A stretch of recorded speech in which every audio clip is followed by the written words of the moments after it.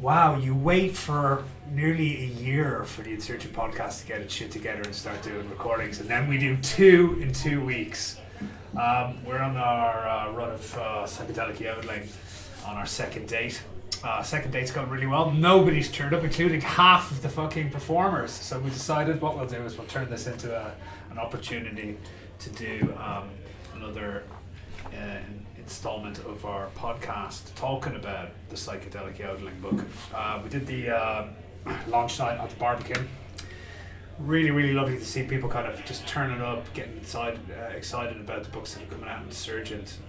Not just the same faces from Club Verbal Discharge and the Oval Bookshop, but like people just genuinely engaging with what's going on and asking really interesting questions in the Q&A. We had a really, really great night.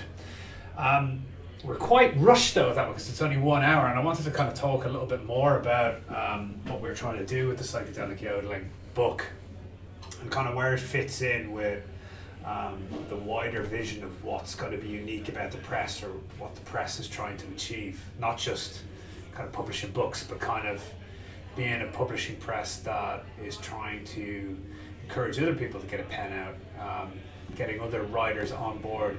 Like that opens up the space for more voices. That's not just about kind of publishing things, but it's about creating situations where a new writing emerges. And we publish that writing, but we also then, there's kind of a feedback loop where it's kind of, we want people then to pick up the pen and be inspired to do their own kind of thing, which I think is quite unique. So the whole thing with the Psychedelic Yodelling book was, we're going to go to Switzerland to friend Alison's house, 16th century chalet up in Swiss Alps near north of Chur, or east of Chur, whatever, I can't remember. Very isolated. In this particular valley, actually, they speak Romansh, which is only spoken by 10,000 people in the world. It's an old throwback version of Latin. It's what the Roman soldiers would have been speaking at the end of the Roman Empire. So they're basically a garrison of Roman soldiers who got left up there. That's how isolated that place is. So it feels very kind of both, geographically isolated, but linguistically so as well, and that creates a kind of particular vibe to it. So when I was there, I went on a standard writer's retreat. I was working on my own stuff, but when I was there with Alison, one morning I was like, you know what we should do? I should bring some people from the press, people who are linked to Club Verbal Discharge, and what we'll do is we'll do these experimental writing exercises. So everybody had to bring an experimental writing exercise of their own invention, and then every morning we would have a go at writing those ones. And that was it. That was the whole. There was no kind of centralized planning for the thing at all. How did you? I kind of always knew my one was going to be, I'm going to do a chaos. I'm going to do the Dice Man type. So you planned to do chaos. I planned to do chaos. I see the oxymoron there. That was always going to be my one because it was kind of like the, pushing your brain into places it's not normally used to by the power of the aleatory or what you don't expect. How did you come up with yours, Rennie? What was your draw? Because yours was on monsters and kind of. I came around to monsters, but in the build-up to us going to Switzerland, we were talking about, this can be us around a campfire. It can be like, all these romantic writers in Geneva. Yeah. Where Shelley and Byron. Whatever, and they're like where just from this one getaway we have the seeds of so many stories, and I thought about Frankenstein in particular, and just this thing of you're there and you're all challenging each other to come up with something, and I started with monsters and with the idea of what monstrosity means now. It's in the book. Psychedelic Yodeling, but I don't honestly remember the exact prompt I wrote. I knew going into it I was going to, but in a fit of excitement, I think on our first night, before any of us had decided who was going to write which prompt when, I fired up. All right, well, so and so monster this or that, so let's write our monster stories. And it worked out well. I think each of us came to some real cool what kinds of monsters we allowed ourselves access to. And mine ended up being a class type take on hunger and poverty and, ruling classes creating genetically modified or genetically synthesized sub food for people who were deemed sub people, and then something within that making them all go mad and turning them into monsters. But it all came from specifically the idea of going up and over to Switzerland. And it's so funny because we've talked about, you mentioned Psychedelic Yodeling, you've mentioned what Insurgent is and what these books are. And in talking about going forward, it doesn't have to be Switzerland. And we had spoken specifically at the Barbican about, for myself at least, this feeling of incongruity. Like, I am not supposed to be in Swiss mountains. And it's the funniest thing in the world. Like, I have rancher families. I've been on ranches. I've been like near cows, and I know always to fear these things and how dangerous they are. I know family to family. I have friends who have grandparents who have been harmed and killed by cattle stampedes. But I went for a little walk / hike in our little valley, and then I'm up and close with these cows, and I some kind of like separation, the magic of being there, the surreality of I'm not supposed to be here. It's almost like I'm not here. I'm in an unreal place. This is a not real scenario.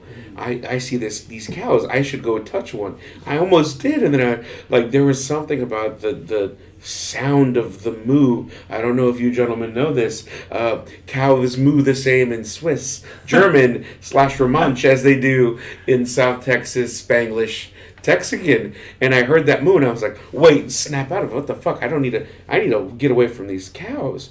And I bring that up because the spell of going to that place meant something to me, and that made me do the monster prompt. But taking a step back from that, it's just about buying in. And if we do it in the west of Ireland, or if we do it in South Texas, or if we somewhere cheaper than all of us flying to South Texas, but just throwing your hat over the wall and saying I'm going to be here for this week, and I'm going to produce. It's about retreating, isn't it? It's about going away. Like, I think that's part of the thing of it, isn't it? Is that, and this is another thing I wanted to get to, was about. The book didn't have a theme necessarily. We were calling it Psychedelic Yodelling just because we're in Switzerland, and it just sounds cool. It's kind of like, we're tapping into the subconscious by creating these kind of these writing prompts that are going to push us out of our. Hence, that's the psychedelic bit of it. But there was no major theme. There was no kind of directing, like, apart from here's the prompt about monsters. But you could go in any kind of direction. And my one's about chaos. But what I found quite interesting was that themes emerged by themselves. So people started, like, there's a mushroom up there that when you cut it in half, it goes blue on the inside. And fucking everybody, when they found that, started writing about mushrooms that change colour. When the wolves attacked the sheep one evening, and everyone starts writing about wolves. Do you find, because you do a lot of writing groups, right? Do you find, does the group, over time, do they start affecting each other's? Does there become a kind of like a kind of shared subconscious kind of thing that can happen, or have you had that happen before? I think there's always an element of you start picking up, not necessarily traits, but cues from other people, and it starts sparking stuff off. And it's not necessarily in terms of people doing similar things. It's sometimes you start exploring slightly similar topics, or it leads to a different path. Renee there talking about the stampedes and the cows moving the same in different places reminds me of growing up in the middle of nowhere in Ireland. And we used to have a thing where, we had cows in the next field, they would just be doing that all the time, and the farmer would sometimes totally unintentionally let them loose into our front garden where they would just destroy everything and shit everywhere. There were no stampedes because, we're less dramatic than Americans. But yes, Chris, you are much less dramatic than Americans. But those kind of things of what you start doing is sparking off ideas in each other. Now they go in different directions, so I think of it almost like little blips, just sending out signals that other people pick up on and do different things. So I don't know that you necessarily get the themes developing, but you get little seeds sprouting everywhere and taking off in different directions, and you can sometimes see those happen, and that's really interesting. Yeah, I didn't get to read at the barbecues. We were so rushed. Yeah. It was just talking about unreality there. When you're talking about, I've just realised that that was what my one was about. Mm-hmm. Like when you gave me the monster prompt, I'd already started writing this bit about. I don't know why, because we were going on the writers' retreat, and I decided I'm going to write a kind of travel-loggy thing. So I was kind of making notes about what we were going, or I was kind of memorising little details I was going to write about later when I got to Switzerland. Well, something worth saying too, though, is you had already been to Switzerland. Yeah. You'd been to San Andrew. And so it's like you knew the place that was going to overwhelm the rest of us, and you're just like, okay, I've had that wash over me, and so I'm going to go into this place. And so, I don't know, there's something about a return trip and writing around a return trip, I think that might have informed that. Because this story, or part of the story that I'm about to read here, I quickly began to realise it was about unreality. And I wonder whether, because I knew where I was going felt unreal, that's what informed my writing about my experience of going back there. Because one thing I noticed as well is when I went back there, I was like, I've literally not thought about this room once since I've left here. Like that one room where I was doing the writing when I was up there, it was like it was hermetically sealed exactly as it was until I came back. Like it could have been last week, but it was a year, because it's almost so unreally beautiful and kind of serene that it's kind of hard to trigger it in your normal life. It doesn't have a link to the quotidian kind of grind of London life. Does that make any sense? It does, and it's like connected with hauntology, which I'm kind of a big fan of as well. And this idea of there's a version of the past that's continuing somewhere and not changing. That you occasionally interact with, but it's also the idea that all of these memories and all of these past things are still somewhere.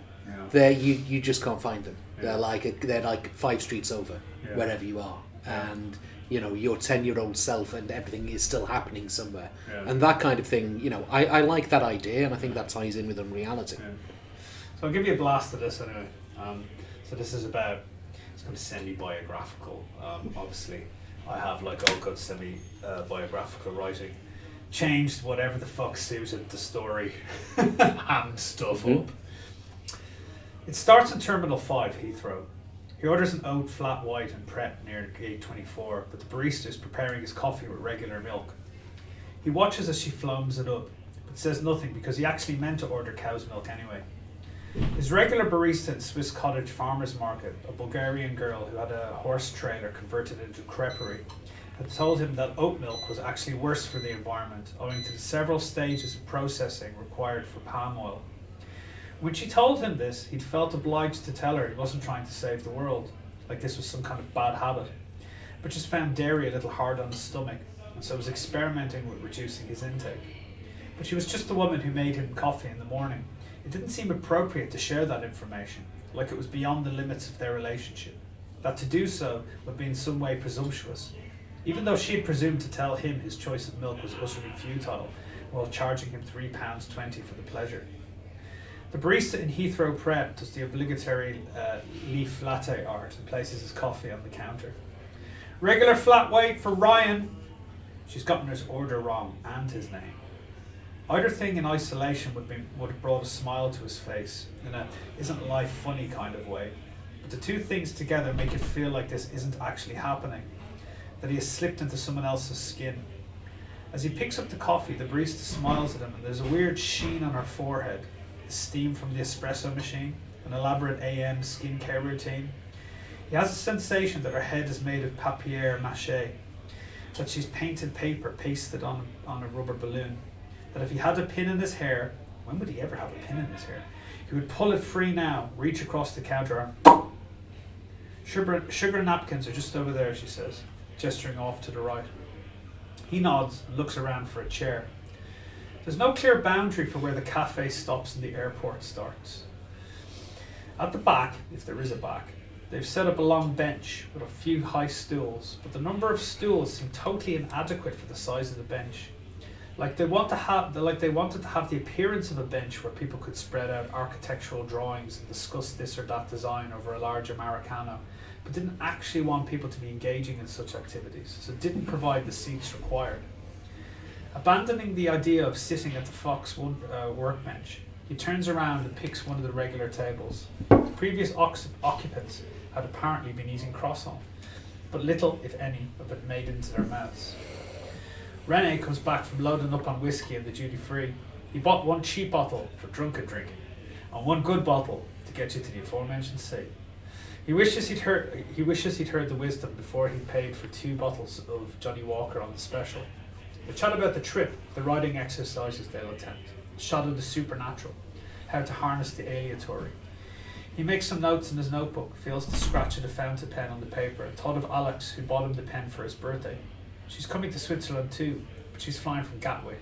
She's probably sitting in a similar Pret, drinking a coffee that she may or may not have ordered, which was made for someone who may or may not have had her name. In fact, if you swap their places, him in Gatwick, Alex in Terminal 5, he's sure it would take them a little while to realise the switch. Obviously not if you did it all at one go. Maybe start with some background details, the signage, the gate numbers, Heathrow passengers leaving the scene and Gatwick travellers taking their place. Then when he goes to the WC, when he's otherwise engaged in the cubicle, he could change the general layout of the space. Keep the pred of course, but those are pretty much the same no matter where you go.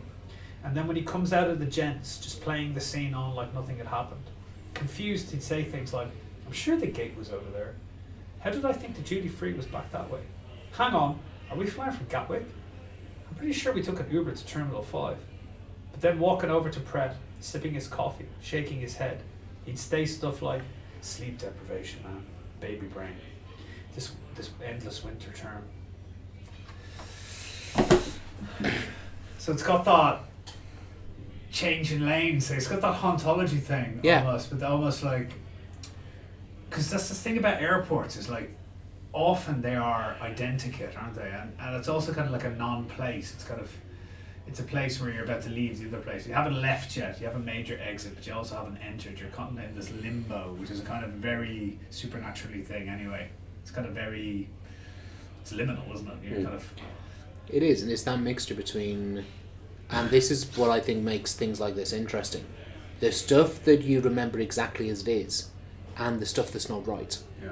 It's like as you get older and you look at old photographs or old videos from when you were a kid, you have your memories of them and memories of those things happening, but they don't look and feel like they did because you were looking through your eyes then and everything was different. Yeah. And so now you're looking back at your parents younger than you are now and you're seeing them as people in a different way, and all of the context changes despite the fact it's a picture or a video you've seen 1,000 times before. Yeah. So you're haunted by your own perception of things that are past, almost. Yeah. Yeah. And I guess as well, if you're a parent and you start looking at your parents, that's a whole other, it's like, oh, okay. They were living a whole life, you know. Well, I mean, like Chris was saying too, though, it's what you see, and you undoubtedly saw it, but it's the distance from when you had that, like, perception, when your eyes gave that information to your brain.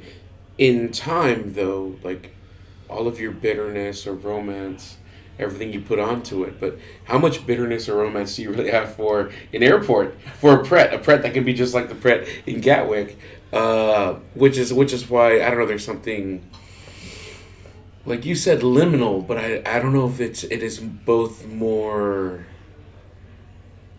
empty, but it's also more pure, because when you are there, it's just like, I am in this terminal. It's just another terminal. I'm at the Pret at this terminal. It's just like any other Pret. That's a very interesting use of the word pure, if you don't mind me saying. Okay. What do you mean by that? Because I mean, Because as you are in it, you are like, okay, this is how I am in this now. I know I am me in this moment, in just another Pret, in just another place. I think that's... You mean it's stripped of some wider context? It's kind of like... You have to, because you grasp for the now. Especially like if you've ever driven across the States, to where you're just like, I am in another truck stop.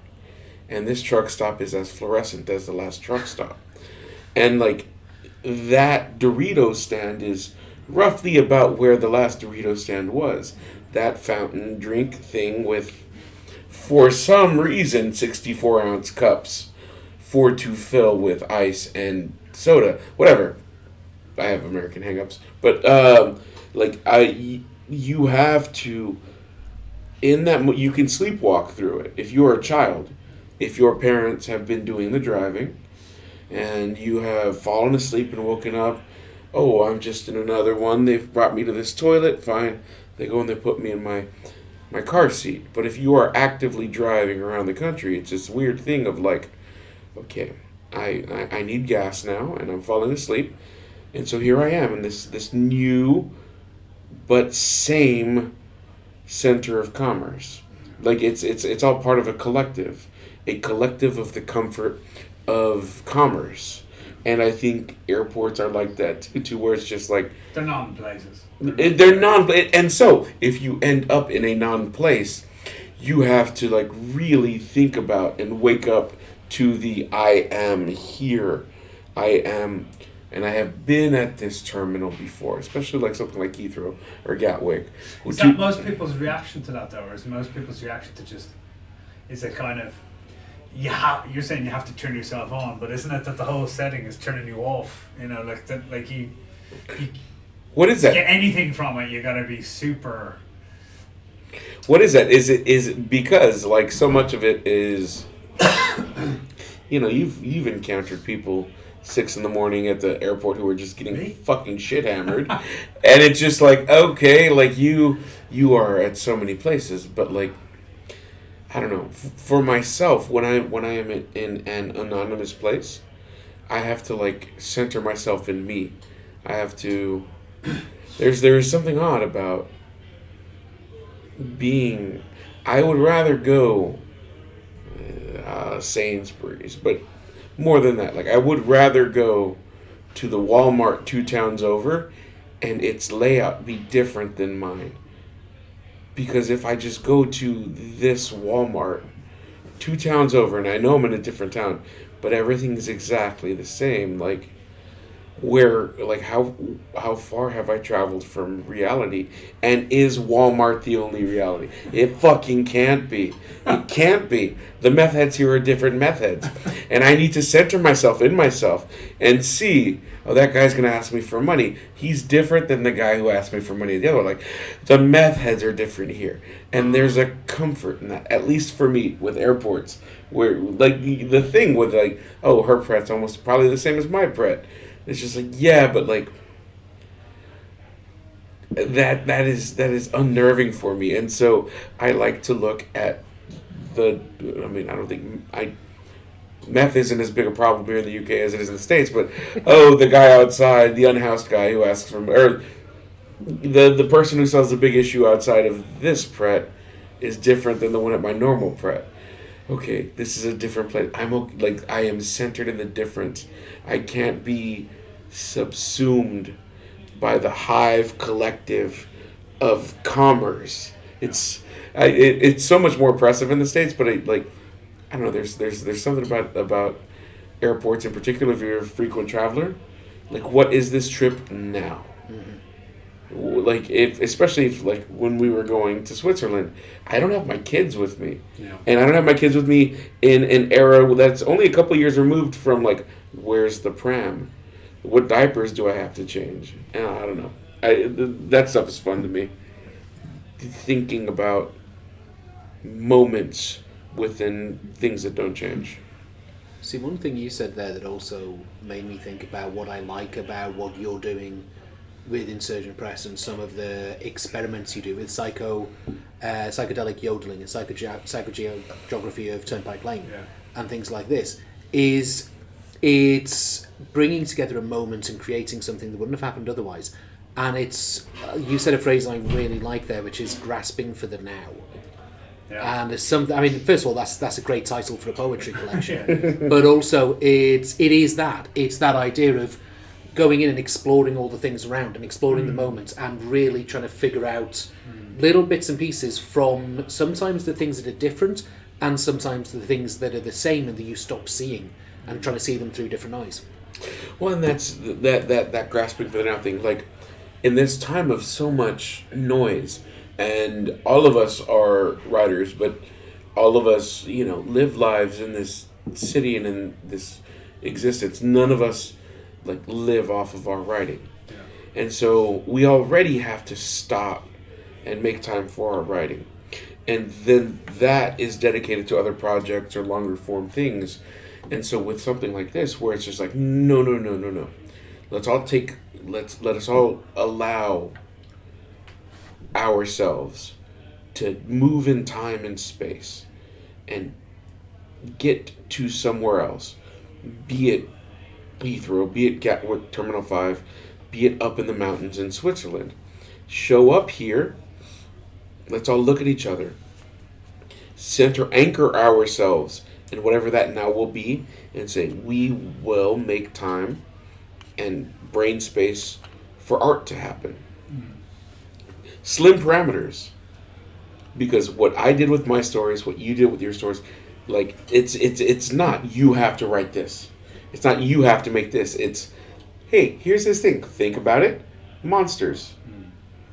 What do you make? And then you make something. You make, mushroom people. I make, class bullshit. It's great. And if one of us had shown up and been like, I was thinking about monsters, but this is what actually came out, I would celebrate that even more, because that's the thing. We have to give ourselves. It's unless you come from a place of extreme privilege, to stop life and say, right now I grant myself the right to create, and I will create whatever I create. And time is precious, because time is money, and I need money. I have no patron, I have no dowry or fucking inheritance. I have to work for my life, but art is worth stopping and making a moment for, grasping the now. Fuck yeah. And Alan Moore talks about this in his Maestro course as well, the idea of writing as magic. And it's the idea of, he talks about when language and communication first started, it would have given those that had the ability to write and have others understand it a power that was close to magic. You could leave information that somebody could come and gather at a later point and share the information you had without you there. And there's still something of that magic in writing, and the idea of you were all there doing this thing, creating time for the art, grasping the now, and then through markings you make on paper or on a screen, other people can then come and share in that moment. Yeah. Mm-hmm. And there's something beautiful and magical about that. Yeah. Yeah, I'm like the idea of people picking up this book and having a shot at the prompts and kind of getting something else going is very, very heartwarming. And I think that's the whole thing. Yeah, it is saying, I gave myself this time and space. You should too. To think about these things, and this story came out of it. You can. If you care to give yourself this time and space with the same prompt, make your own thing. And you can see 4 examples of exactly how different that time and space, with just focusing on a prompt for just a little bit, creates so many different kinds of art. And which one are you gonna read? You gonna read this one? Yeah, I no longer remember why. You having mentioned Romansh, but also There is something about the chaos thing, because as far as chaos went, I rolled and I had omniscient, struggle, everything's fucked, but that's fine. So we should probably explain what that prompt was. Yeah. Go hit that up and I'll take a look here. Chaos, page 45. Let me just get this. So yeah, the idea was that you've got POVs, 6 POVs, you throw the dice. If you got 3, then you would be doing third person limited present. If you got 6, then you would be doing third person limited whatever. If you were doing place, throw, and if you got number 1, you'd be writing about your hometown. If you got number 5, you'd be writing about a war zone happening, the thing that's going to happen. If you threw and you got number 2, you'd be on a date, and if you got 6, you'd be at a performance. And the last one was like the resolution of the story. If you threw 4, you lose, but you learn from your loss. Number 6 would be all is fucked, and that's fine. So you threw the dice 6 times, and then it gave you the suggestion for your story. And so yeah, I had been walking up and down. First of all, I mean, I guess it's a European thing, but just walking up the side of a road where there's no sidewalk or pavement, as you would call it, and it's just like, yeah, you just walk there on the shoulder. It's mind-boggling to me. Like, I gentlemen, if ever you find yourself in my neck of the woods, do not walk up or down the shoulder of a highway, particularly a winding road on the side of a cliff. But like, I forget what it was. I asked Brian. I was like, so we're just gonna walk like on the side there? And he's like, yeah, people do that. And then, sure enough, as I was walking up and down the side of this mountain, there would just be people of all ages. Is that all American? Because I did it in Cape Cod, and a lot of people were looking at me like I had 10 heads. Yeah, that was why they were like, why is that man not in a car? Yeah. My dad did it in Nashville once and went to the wrong part and almost got stabbed. Yeah. And then I tried to go cycling, and people really didn't know what the fuck to make it out. Yeah. They're like, what is that man doing on a bicycle on the road? I was like, it's lovely out here, there's beaches, and people are like, nah. I don't know why, but I'm picturing it being a penny farthing. And the big mustache, smoking a pipe. Good morning! Morning, just over from Europe. Cycled all the way. I mean, the front tire is big enough you could probably ride across the ocean floor. Yeah. So doing that had that part in my mind, but then also in walking down walking along the cliff's edge, I was just like, I could A, very easily fall, but then B, I was just thinking, how do they do people? How do they convict people of pushing someone off the side? And in my head, I was just like, sure, signs of a struggle, but... So I'm walking with you at that moment? No. God. It sounds like some cop shit to say there were signs of a struggle. Yeah. What I think that is somebody crumbles under interrogation. And so I pushed him. Yeah, you know what I mean? Like, oh, there are scuff marks on the floor. Yeah, he tripped and slipped and he scuffed. Anyway, I was just thinking that walking up and down, and then when I got this prompt, I thought about this story. And this is called Nusaus. I don't care if he can hear me. Towns truly did not. I'll have Google translate it for him for all I care. Amanda sighed. He clearly hadn't been listening when the hostess at the lodge told him it wasn't on translation sites. That man, he looked straight at the bartender, is a fucking asshole. The bartender didn't try to hide his satisfaction at having upset the tourist. Town smiled wide and nodded at him. No amount of playing dumb to nearly deny service to the American couple, no level of dedication to feigning ignorance, could hide that some good old American English had permeated the culture here, had breached the wall that was the old oak bar counter over which this fucking asshole reigned. Amanda would normally have cut him off here, but the drag of chair legs on the old wood floor drew her attention to the two men who sat not speaking a word to one another over the while, making quick work of 3 bottles of beer each. The men were tanned dark under their beards, and the older of the two slowly pivoted his chair and stretched his high-vis orange-panted legs in the direction of the Americans. The bottoms of his boots thudded loudly on the floor, but Towns didn't notice. Just then, Amanda was too scared to be annoyed with her husband. That's right. No English. Kein Deutsch. Except for fucking asshole. Towns had just about had it with his European vacation. Amanda didn't take her eyes off the workman, and the older man seemed to be studying her face, trying to read in her reaction some truth that would explain this moment.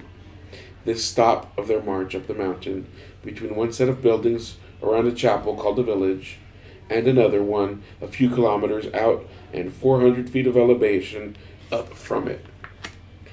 During the Reformation, Amanda recalled the hostess saying, the people on this stretch of Swiss mountain were being courted by the Catholics and the Protestants, each believing their way exclusively could save the souls up the mountain.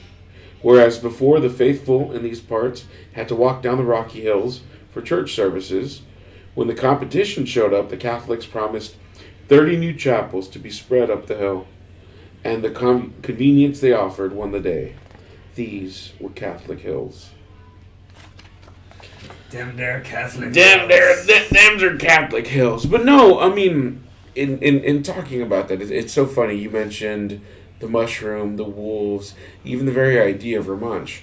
And in Saint Andrew, our hostess, Allison, on her property, or at least attached to what is her property, is the task of tending to a small chapel, which means every morning and evening she has to ring the bell. The Vespers and the Mintons, is it? What's the one in the morning? Vespers is the nighttime.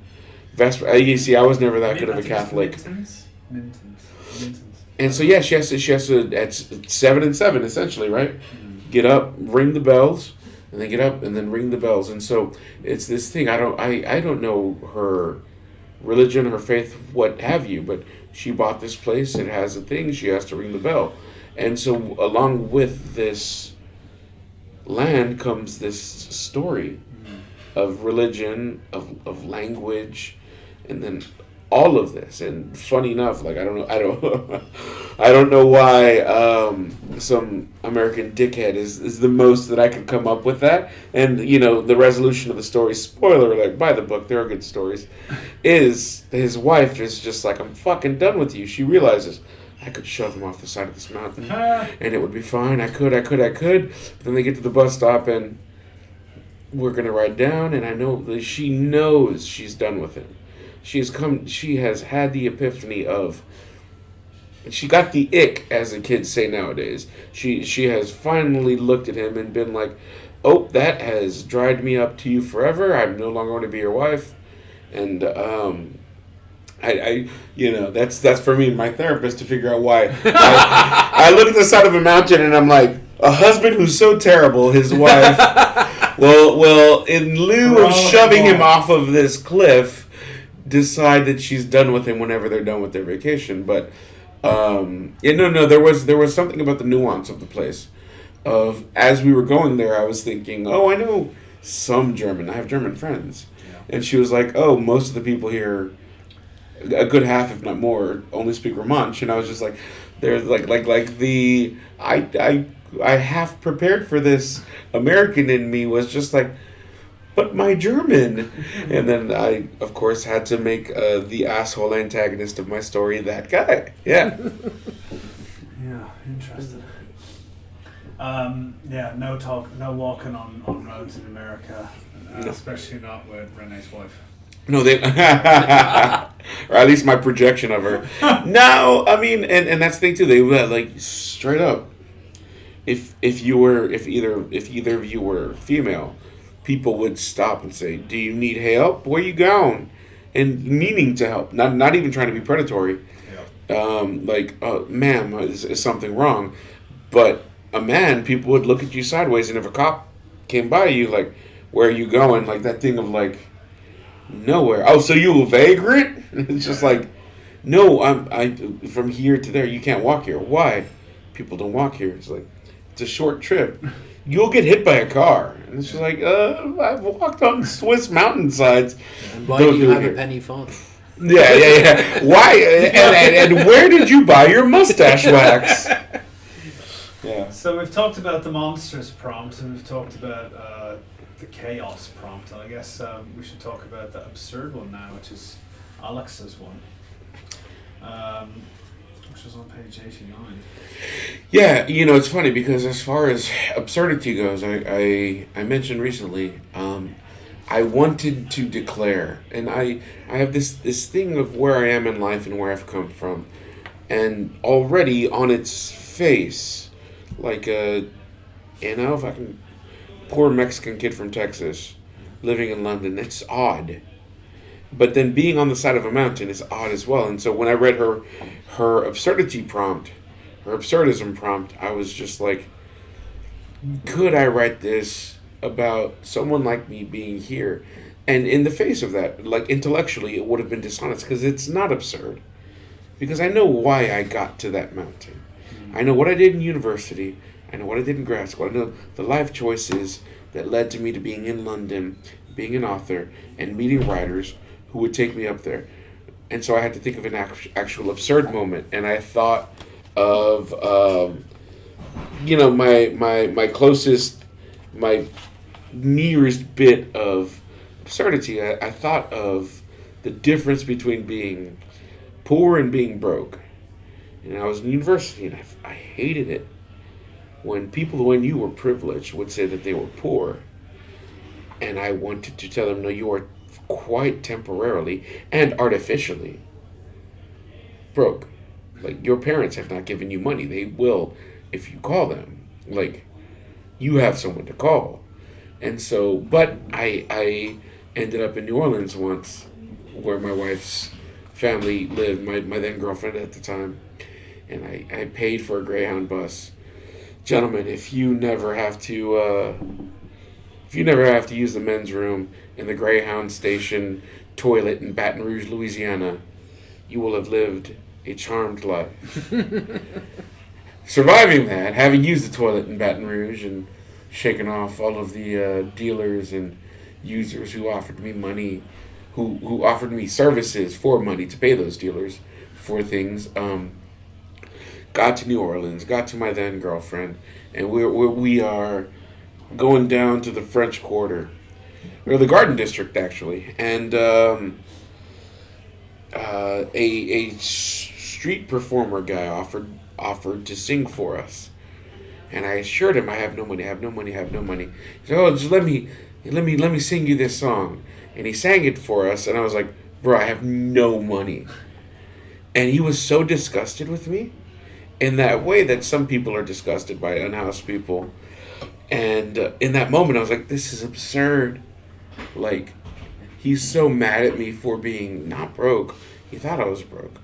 But for being poor. But he doesn't have a home to live in. Like, in the same way that I was just like, oh, my friends who say they are poor. It's a relative thing. And it was the most absurd moment of my life. He's like, you're not broke. I'm broke. There's always another level down. There's always another level down, but... you have legs. None of that would have put money in my pocket. Yeah.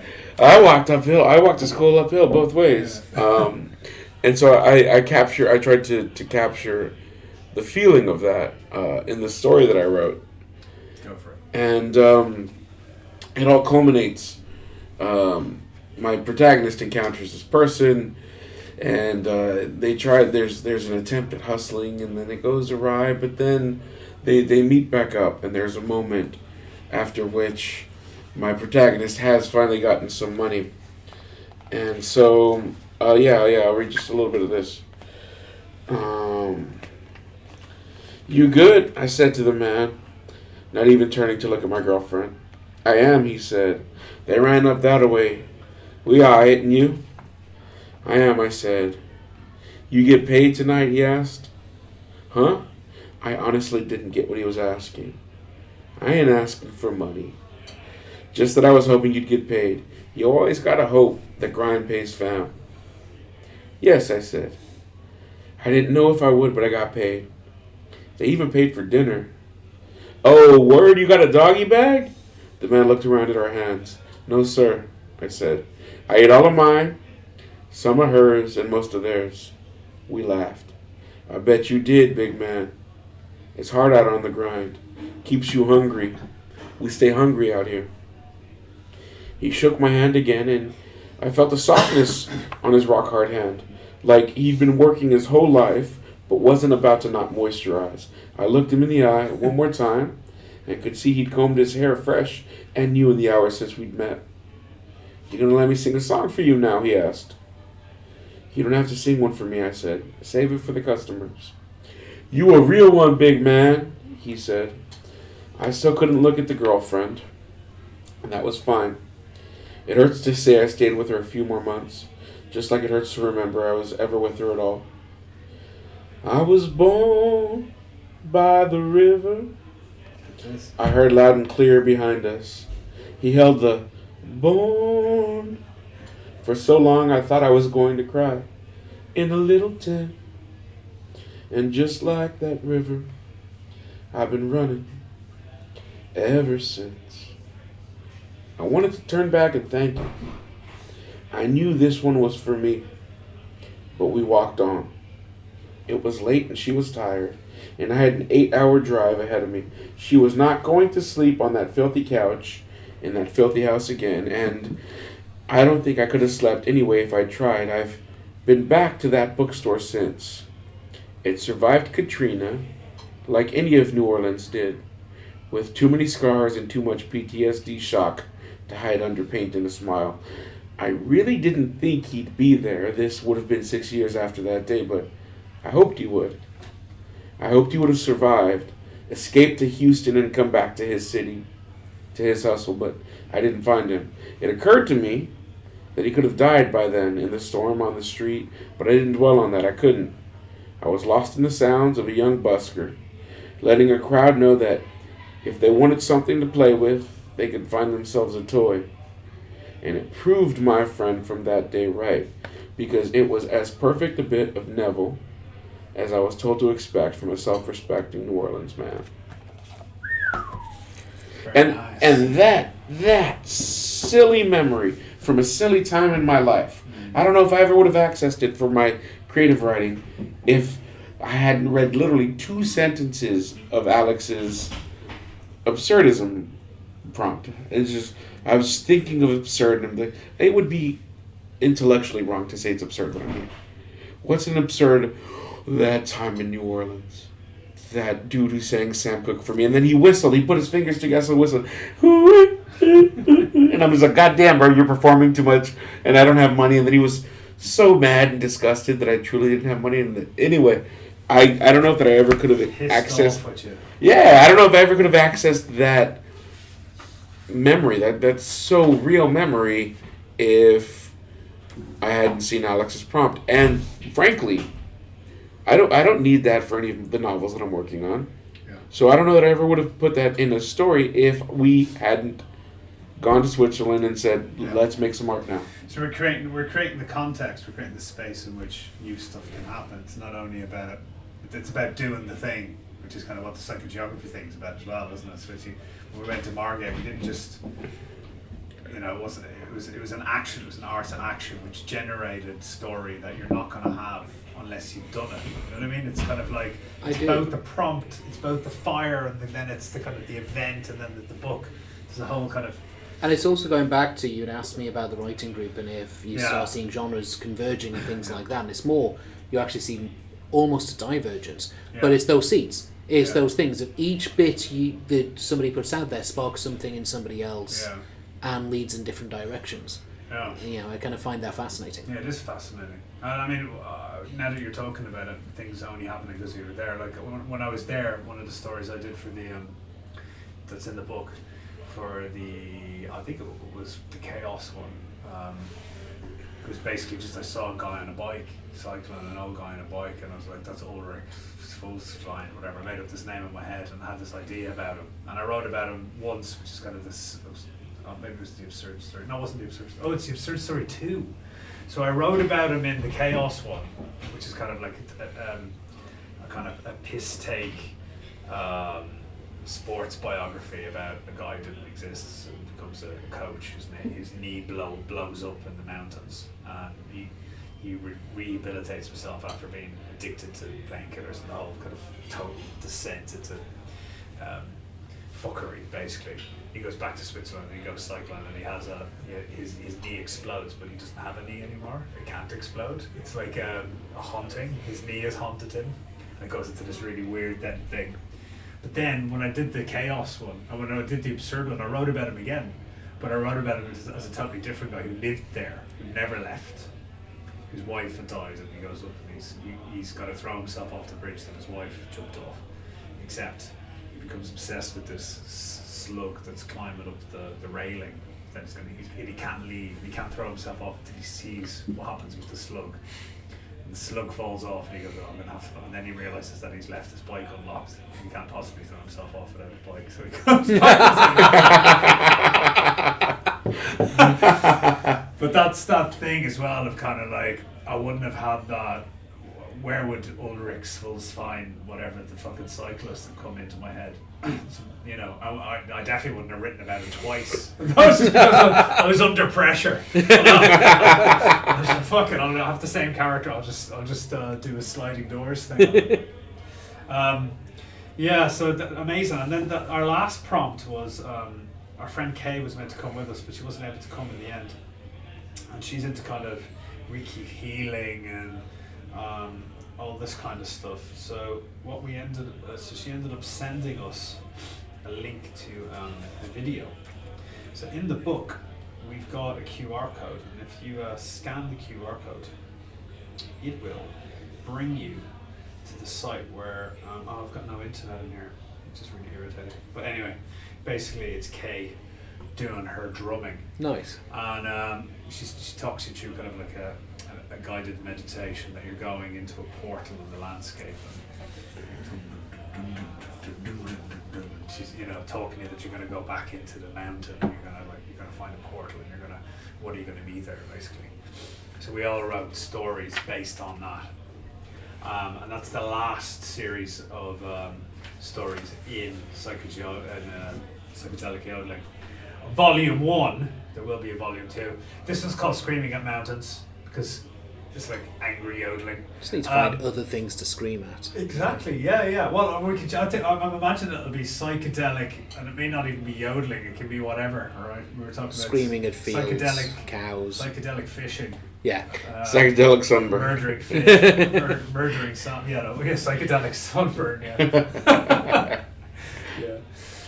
But this is my one that I wrote based on that prompt. Angela Carter buzz to this. If at dusk you go to the bottom of the valley, to the end of the path, past the silent lodge, through the darkening woods to the edge of the river, you will see a little eddy of water, a circling movement amongst the rocks.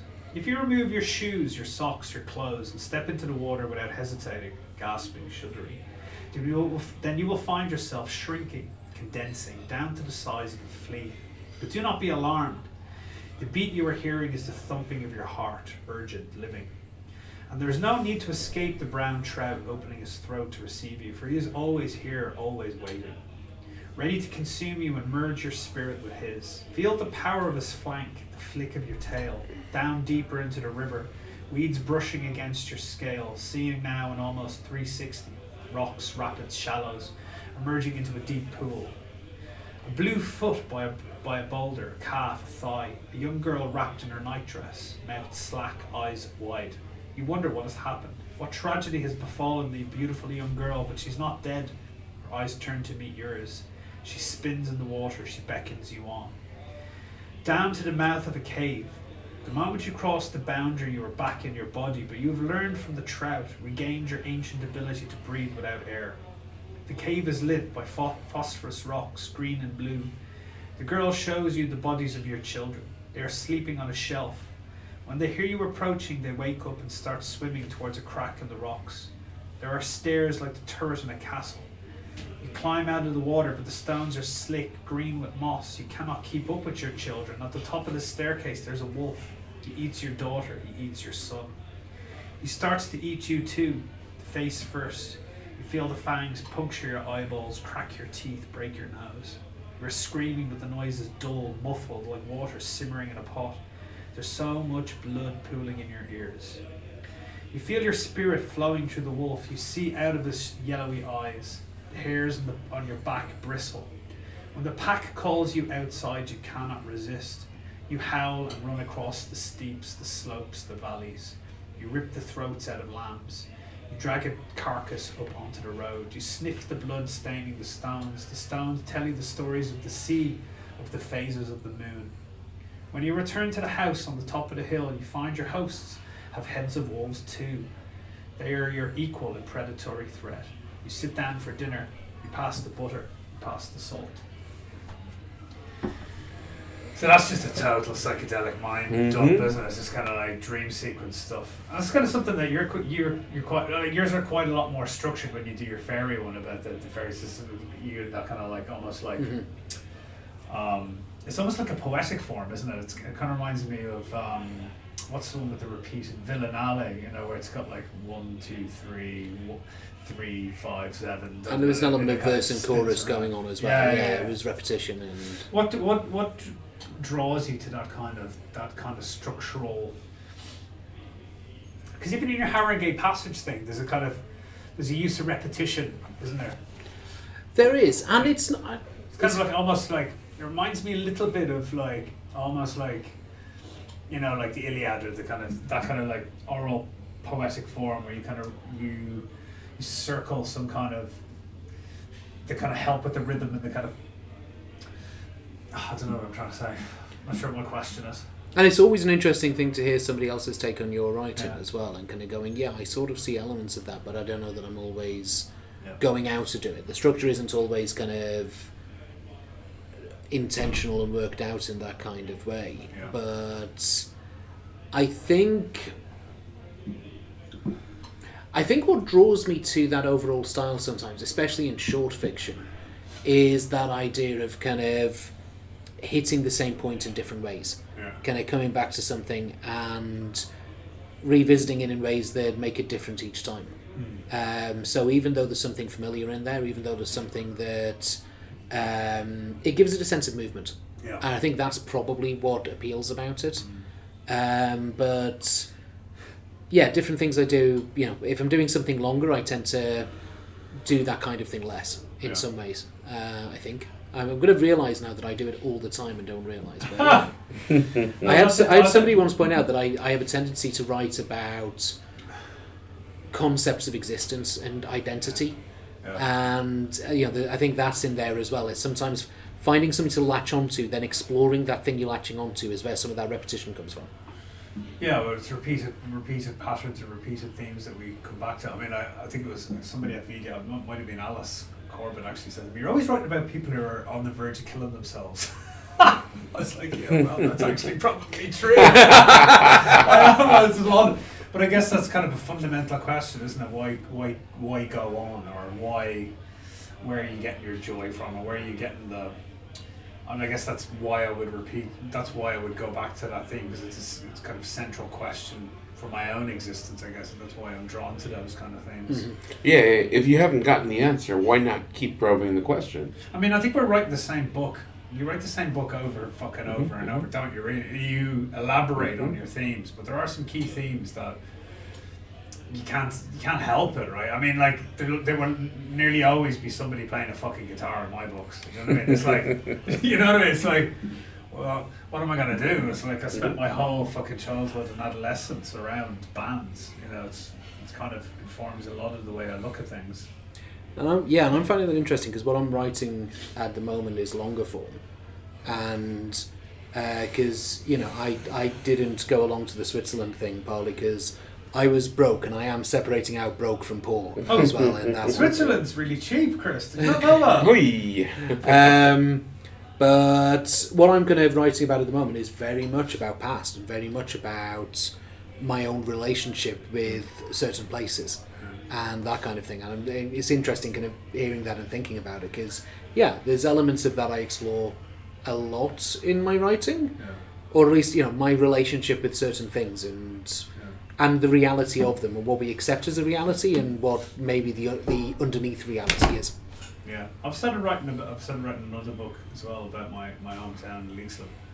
I've always struggled. I was talking about this with you, Rene, before, about the way you've got this tenderness with your characters and a sense of place. So kind of, I don't know. You seem very good at being able to choose the things which go in the story. You never seem to get too bogged down, and even though you're telling very expansive stories in a very short amount of time, you're kind of able to tell because you've connected in with the voice, and you were saying about your dad and the way they tell a story, and when you've got that voice, it can kind of sift it for itself. I've always struggled with that myself. I don't know why that is, but when I've started writing this book about Leixlip now, where I'm from, I've chosen to write about one cul-de-sac. Mm-hmm. And that geographic kind of anchor has freed me up like I could not believe. Like, I'm not going to tell the whole story, I'm going to tell the story of this one road, but that one road I'm able to riff off, and that was like a third of a book. I got 10,000 words out of just freaking one cul-de-sac, and then I've moved to like my road where I grew up. And then I started going again. I was like, no, I'm losing it. I'm going off and I'm telling all the stories again, and all I had to do was picture the fact that there's a row of houses, there's a cul-de-sac. Behind the cul-de-sacs, there is a railway line. Behind the railway line, there is a canal. Behind the canal, there's the fields. And when I was able to kind of like put the geography in my head, I was like, there you go. Yeah. You tell the story of the railway line, and then you tell the story of the fucking canal, and you tell the story of the fields, and that's all you got to do. Because it'll structure the whole. It'll kind of, I don't know, you're maybe using your dad or whoever, the voices of those men as an anchor to kind of select. I don't know what it is, but I haven't got that, but it seems to be the geographies, things that's going to help me kind of, I'm going to tell the story of the fucking railway line. But from the railway line, I can riff off. You know what I mean? I do. And that actually ties in with what I was looking to read as well, because it's from the work in progress.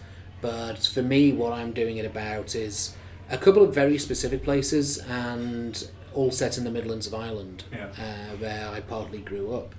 And one of them is talking about and explaining for people who have never been to it the concept of the peat bogs. Oh yeah. Because that is, for miles and miles and miles and miles, the area where I grew up is bogland, and the strangeness of it, and all of these You're things. a terrible bogger, Chris. Absolutely. I know what you're both talking about. So Midlands Island peat bogs are like it's centuries and centuries of compressed plant matter which you chop up, you dry, and you burn like coal. Mm-hmm. And it's got this very specific smoky scent to it. Mm-hmm. The second you smell it'll take you back centuries, but it's not used much, and it was used in Ireland for a long time. With environmental regulations, it's begun to fade out, but it is something that's it was an industry for a very, very long time. It's been a flashpoint as well for rights, doesn't it? Some people are like, it's my fucking heritage to like be able to cut this bog and exactly. I mean, thing. You get elements of that, and the bogger it's very much a Midlands Island thing. Because I grew up in a place called Offaly, and we're sometimes called Biffos, which is a big ignorant fucker from Offaly. So I'm writing a thing called Phillipstown, and just as a quick bit of context for this, the main character Brody is going back after decades away. We don't yet know why he left, but we're beginning to get hints about it. In the first part of this chapter, he's gone up to go back to a bit of his past in the boglands, which are about a couple of miles outside of the village that he grew up in, and there's all kinds of stuff going on. And he's flashing back to some memories back in London more recently with his boyfriend, where he's been explaining the bog.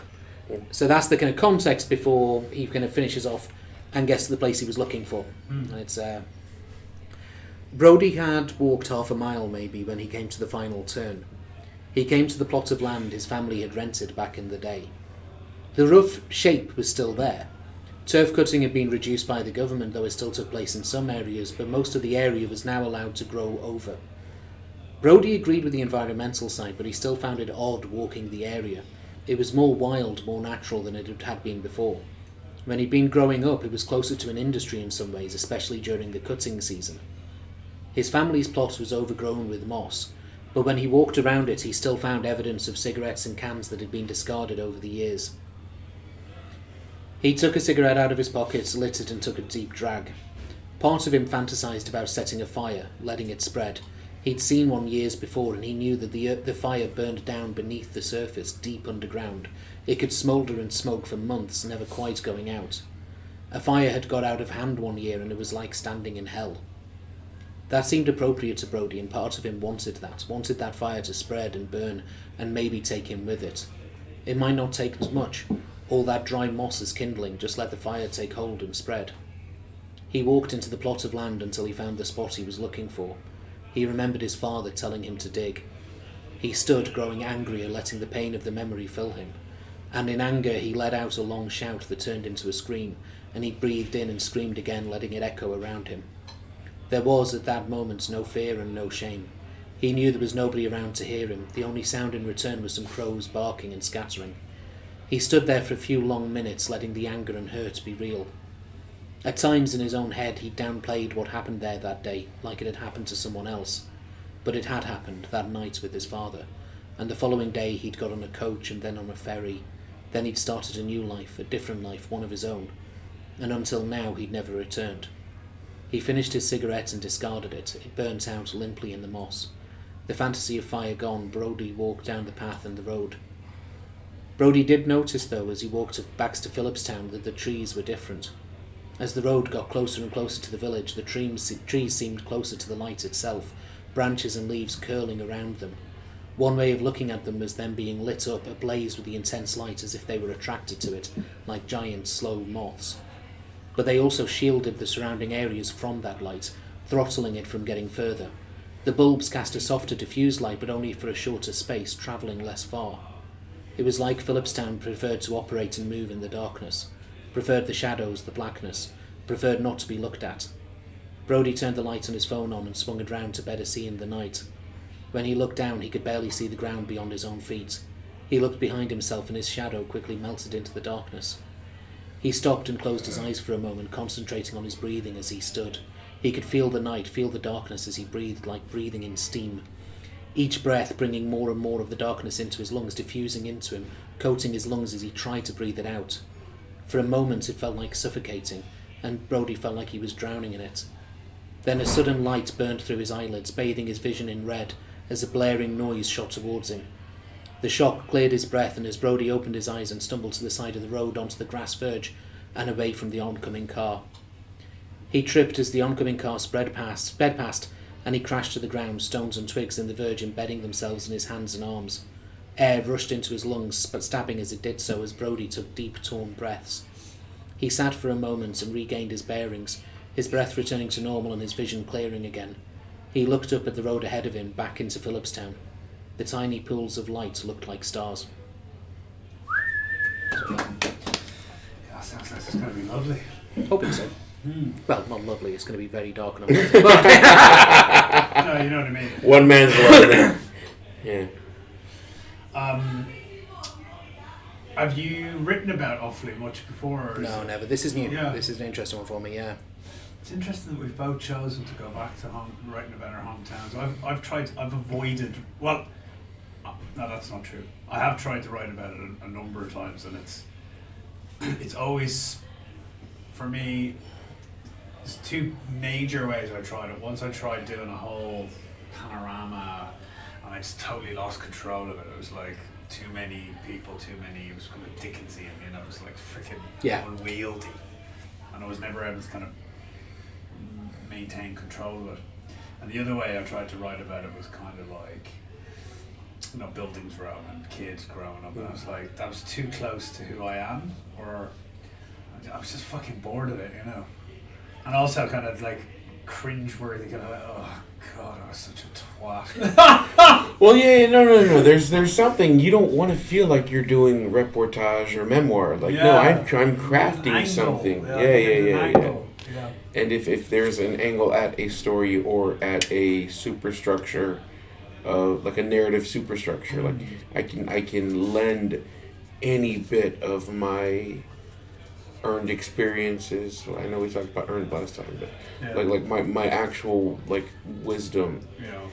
to a story, I'll do it. Yeah. But if someone's like, oh, write me a story about what it was like growing up to be like write an essay for me about growing up and shoot me in the face. Yeah, I can't be bothered. Yeah. Yeah, it's like I really have got no respect. Well, that's a harsh thing to say. I don't want to write biography. I don't want to write memoir. I don't want to write a fucking diary. It's not interesting to me. It's not enough. I can't I don't want to just say what happened. I want to I need to feel it, or I need to kind of surprise myself and kind of understand more through the process of writing it. I guess that's part of the thing, right?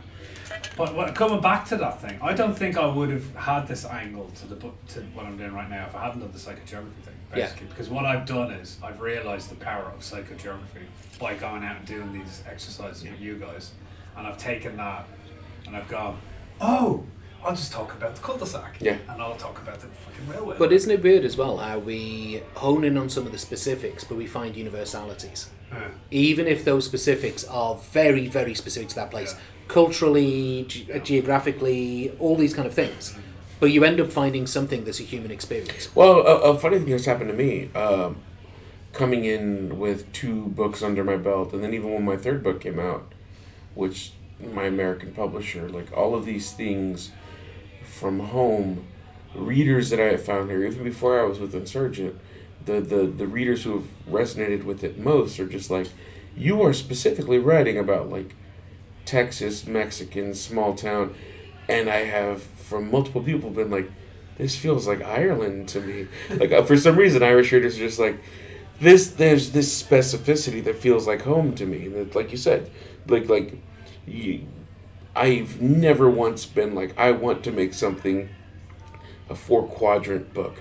I want to make something universal. No, all I have is my specificity, but that can then tap into, it should, a universality. And maybe I could tap into some other quadrants in terms of sales, but as far as readers go, it's just I don't know why your characters who speak Spanish and shit and talk about ranches or whatever in South Texas feel specifically Irish readers.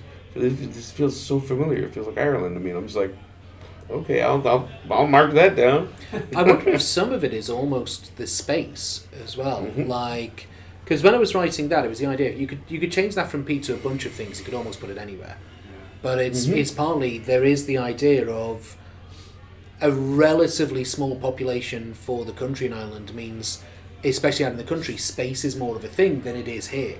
We're all sat in London at the moment, surrounded by 12 million people. And maybe there's an element of that in there. I think it's also colonization and resistance and history and language and fine, I will acquiesce to this is how we speak and write and think now, but I will also pay heed to this is also us and this is our land and we will speak like this and write like this, and the signs will be up in English and Spanish, and depending upon how close you are into what neighborhoods, the Spanish signage will be bigger. There's something about that. One of my homies was talking to me about Gale tracts and how I might be saying it wrong. Gale talks. Thank you.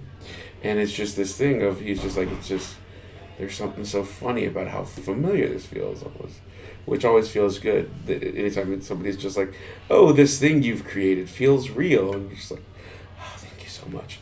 I mean, obviously, anytime anybody reads anything you do, but that was one of my fears coming here, because I'd grown such a network, and I had readers and even press that I was cozy with, and people who were just next thing that comes out, we'll do this and we'll review and this and this, and then when I was so far removed from that, I was just who's gonna care or pay attention to these Texas stories?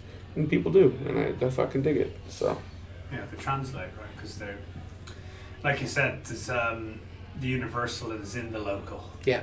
The local, I think that's something. You can tell the story of just one bar, and it can be about the entire universe, because people are people, And there are cultural differences. And we all know that we grew up somewhere where there were specific things that we need to explain to people so we understand when we read something where it's like, do you understand that specific thing? No, but I get that I would need it explained. Right, exactly. You know? I get that I don't get that, but I know that you do. And so I know and the you're allowed, thing you that it can is. tell this story about this thing. And I have a sense what it is. Yeah. And that'll do to carry on. Yeah. Yeah. Okay. We're gonna wrap it up now because we've been going for over an hour. It's been an amazing conversation, guys. Thank you very much for your contributions. Chris Brosnan, thank you so much. Thank you, Chris Brosnan. Thank you, Renee Perez. And thank you, Brian Kelly. You want to say something more? Mainly just thank you all. No, I didn't really have. I was done. You're looking at me asking. No, I'd done all my good bits. All right. I wasn't like holding something back for an encore. I'm spent. Yeah, there wasn't an encore coming. Our yodeling tour continues on Friday. We're in St Mary's Tower in Hornsey on the 13th. Then we're in the Horns of Plenty on Thursday the 19th for VDE 6 or 7. And then we're back in Ponty's the first Friday in January, which is, I don't know. The mothership. That'll be the big one.